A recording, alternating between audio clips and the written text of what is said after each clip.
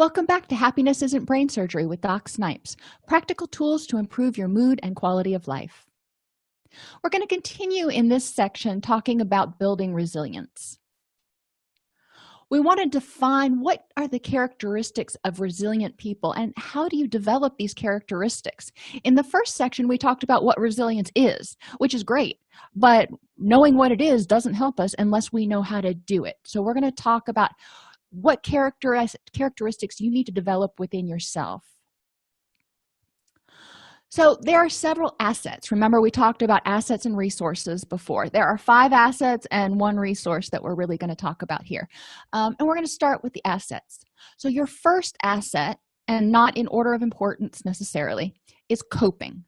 Your ability to effectively balance negative and positive emotions and manage strong impulses. When life throws you a curveball, when life hands you lemons, your initial reaction could be a very strong, unpleasant reaction. Anger, fear, sadness, whatever it is. That's okay. That's your body's natural reaction. And accepting that, recognizing it, saying, okay, this really sucks right now. What next? Is the first step into being resilient. If you feel that feeling, and then you start getting scared about feeling that feeling, or you get angry because you feel that feeling, you're starting to struggle with that feeling and spend a lot of energy trying to fight reality, trying to fight what is. It is unfortunate, whatever the situation is. So in order to do that, I typically have my clients look towards what's generally covered in dialectical behavior therapy skills, starting out with emotion regulation, where you prevent and mitigate vulnerabilities. We talked a lot about that in the first section. Make sure you're getting enough sleep. Make sure you're managing your pain, any pain you have, as well as you can.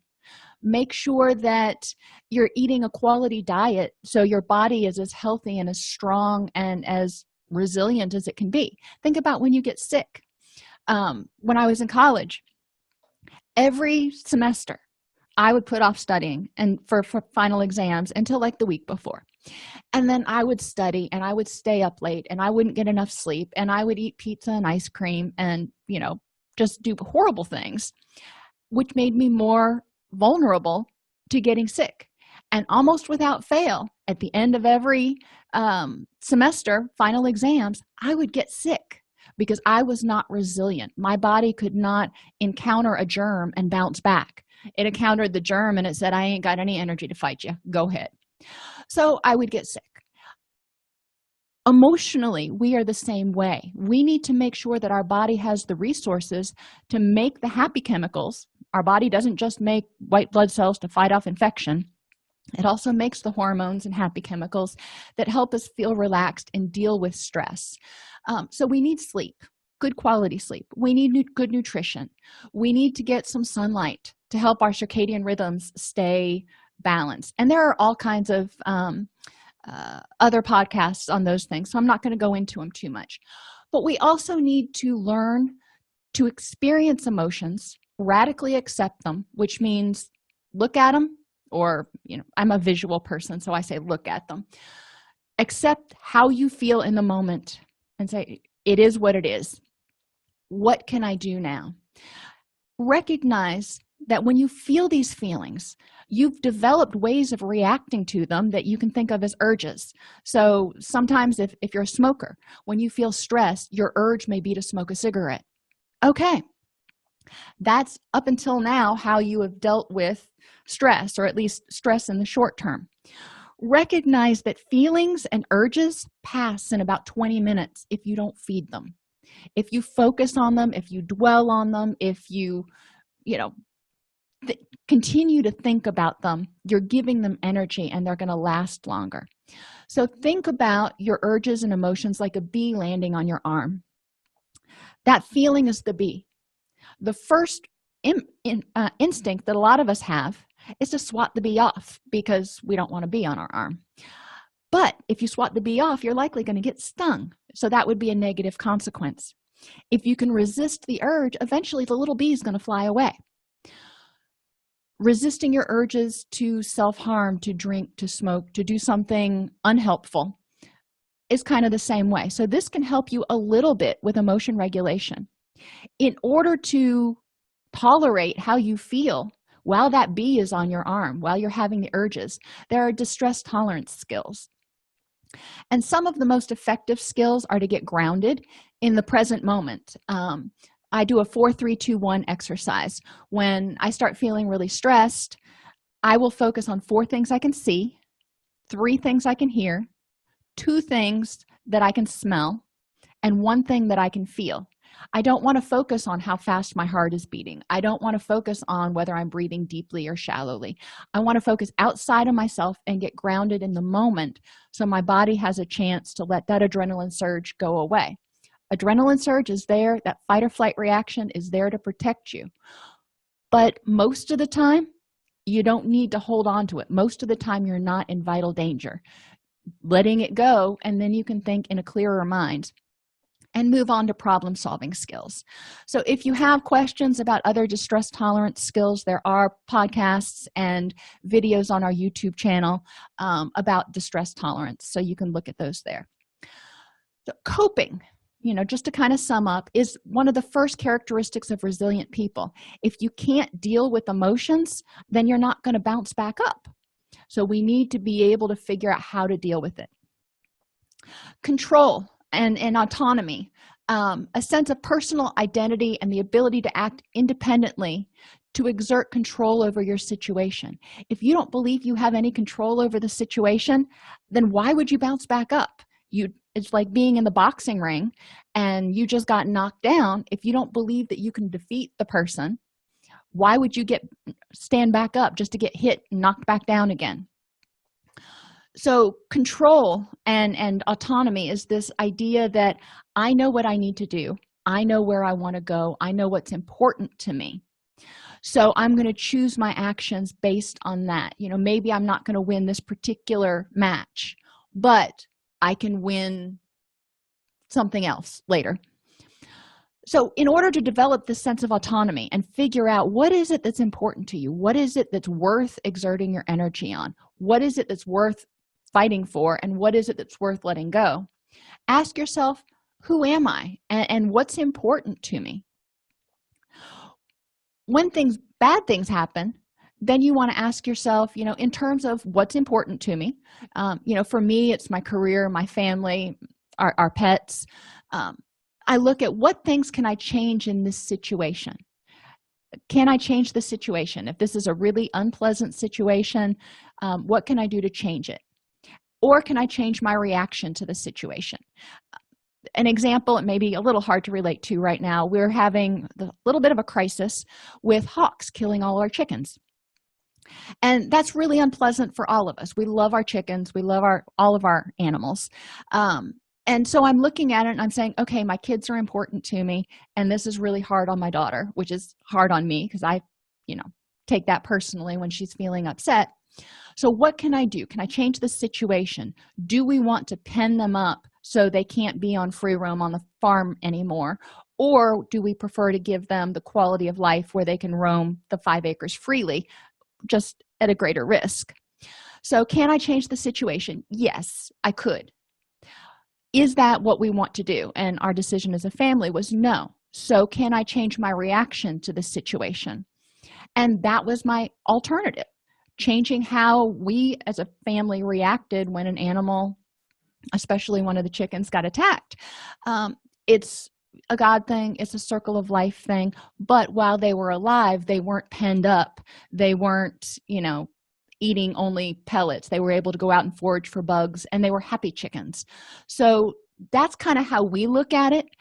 Not everybody's going to look at it the same way. I know a lot of people that have very elaborate chicken pens, and to each his own. You have to decide what's important to you and how to deal with that situation based on the unfortunate situation, based on what's important to you and what's going to get you closer to your goals.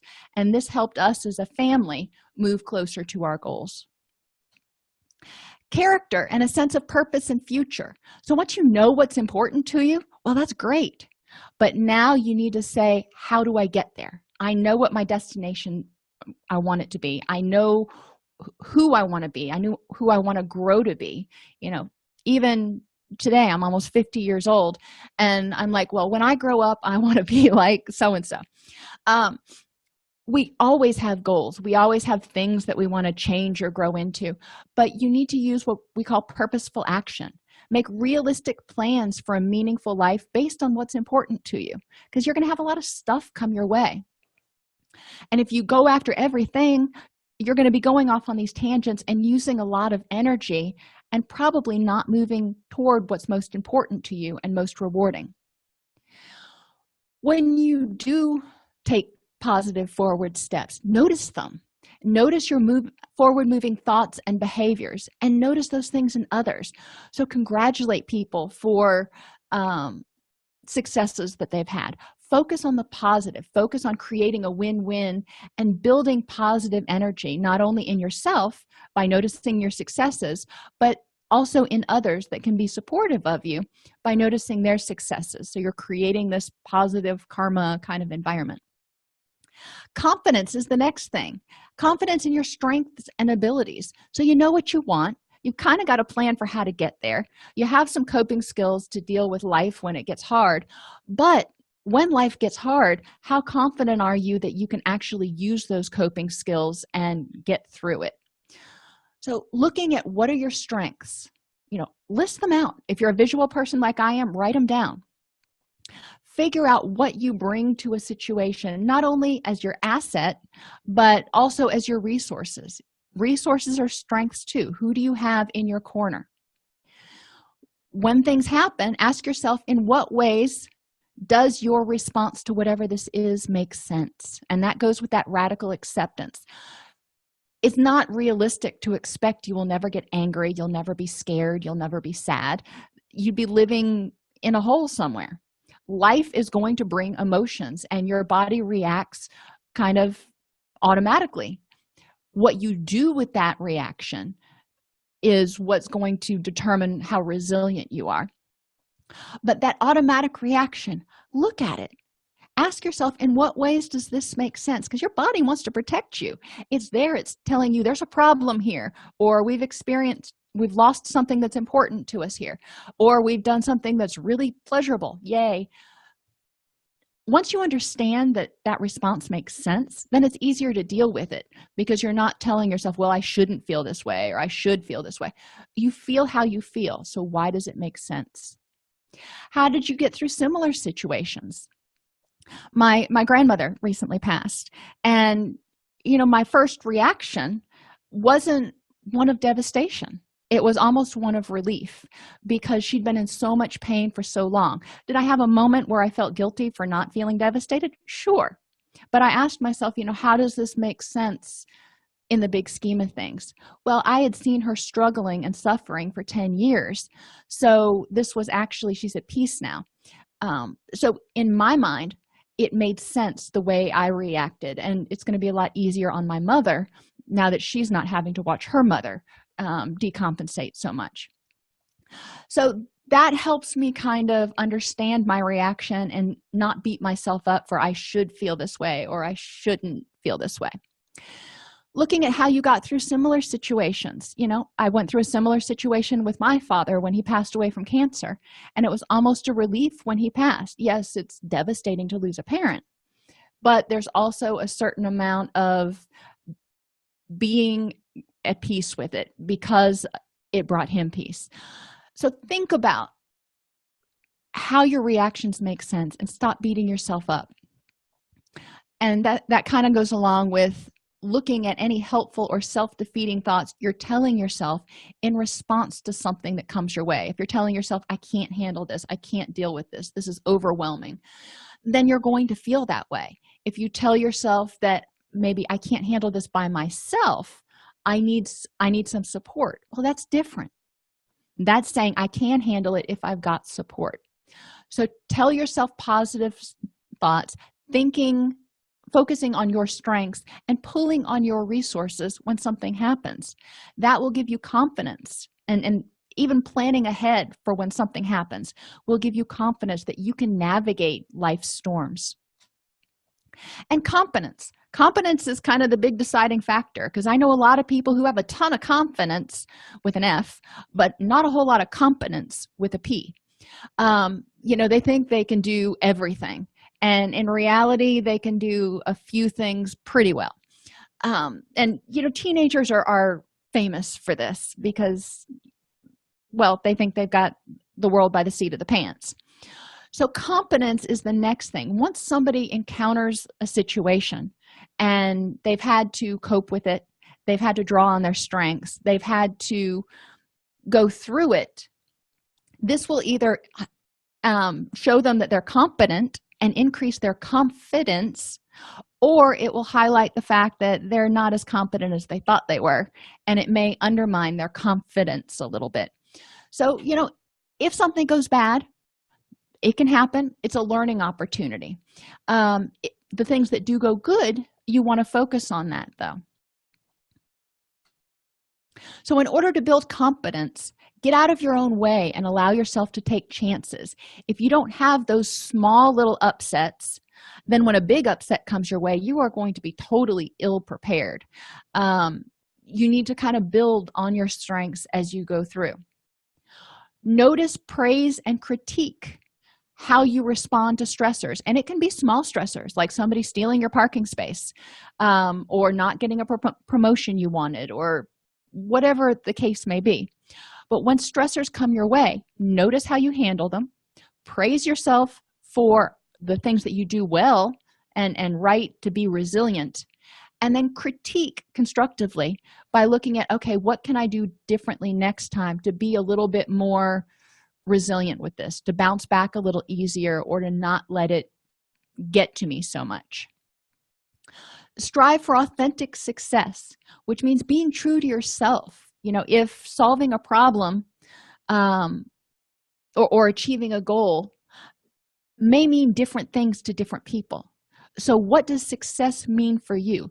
Always strive to choose the actions and activities and choices that will get you closer to what you define as happiness and success. That's being authentic with yourself, not what your parents define as success or the media defines as success.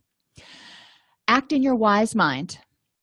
If you act in your emotional mind, you're probably going to make mistakes, which will undermine your confidence and your competence. Stop lecturing and second-guessing yourself. When you do something, don't shoulda, coulda, wouldas.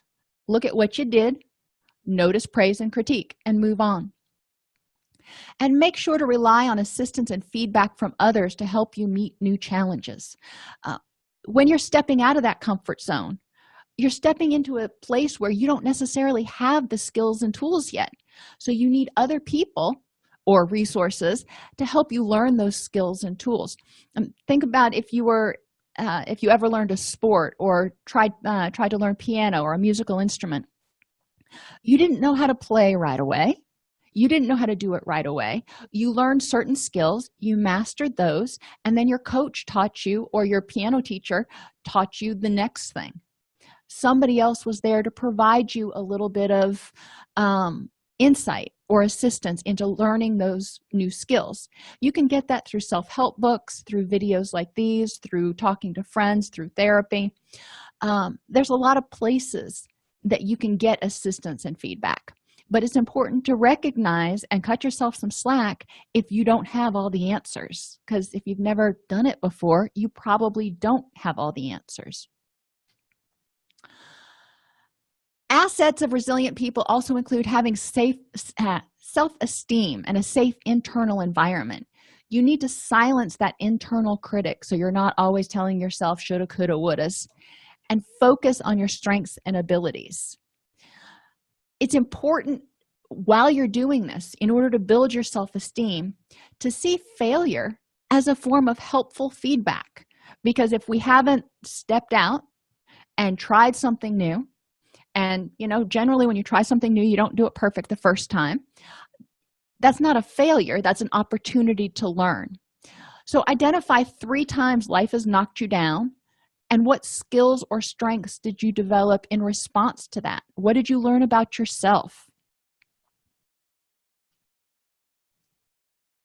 Activities to develop resilience, including enhancing relationships with social supports.